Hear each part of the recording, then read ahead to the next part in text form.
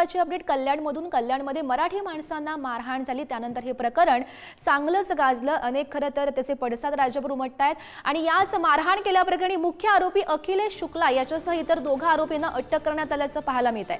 शुक्ला याला आज न्यायालयामध्ये हजर करण्यात येईल। आज दुपारी 2:30 वाजता अखिलेश शुक्ला याला कोर्टामध्ये हजर केलं जाणार आहे। अखिलेश शुक्ला यांना 10 ते 15 जणांच्या टोळीला बोलावून सोसायटीमधील 3 जणांना बेदम मारहाण केली। या घटनेचा व्हिडिओ सोशल मीडियावर व्हायरल झाल्यानंतर संपूर्ण महाराष्ट्रामध्ये संतापाची लाट उसळलेली आहे आणि जो हा आरोपी होता त्या आरोपीला आता अटक करण्यात आलेली आहे। अखिलेश शुक्ला याच्यासह इतर दोघा आरोपींना अटक करण्यात आली आहे। तर या संदर्भात अधिकची माहिती जाणून घेऊयात। आमचे प्रतिनिधी योगेश सध्या आपल्या सोबत आहेत।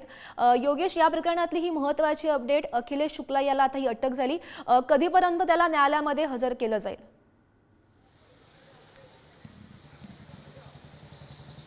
नक्कीच मराठी माणूस हा महाराष्ट्रात असुरक्षित असल्याच्या बऱ्याच घटना या घडत आहेत। त्याचबरोबर मराठी माणसाला आपलं अस्तित्व हे टिकवण्यासाठी संघर्ष करावा लागत असल्याचेही दिसत आहेत। मराठी माणूस अनेक वेळा या अशा घटनांना बळी पडत आहेत, मात्र मराठी एकत्र कधी येणार हे आता पाहणं गरजेचं आहे। अखिलेश शुक्ला हे MTDC या ठिकाणी काम करत असून त्यांच्या दहशत निर्माण करण्यासाठी या व्यक्तीकडून आपल्या खाजगी गाडीवर अंबर दिवा लावून महाराष्ट्र शासन असे नाव लिहून सोसायटीमध्ये ते दहशत निर्माण करत होते। प्रत्येक वेळेस सोसायटीच्या सदस्यांवर त्यांचं भांडण असायचं, त्यांचा रोष हा पूर्ण सोसायटीमध्ये सुरू होता।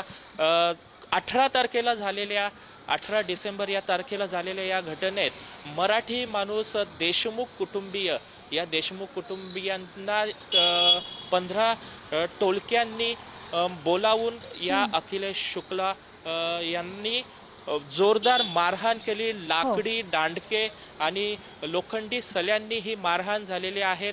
त्याच्यात अभिजित देशमुख हे गंभीररित्या जखमी झालेले असून त्यांना मुंबई येथे दवाखान्यात ॲडमिट केलेले आहे।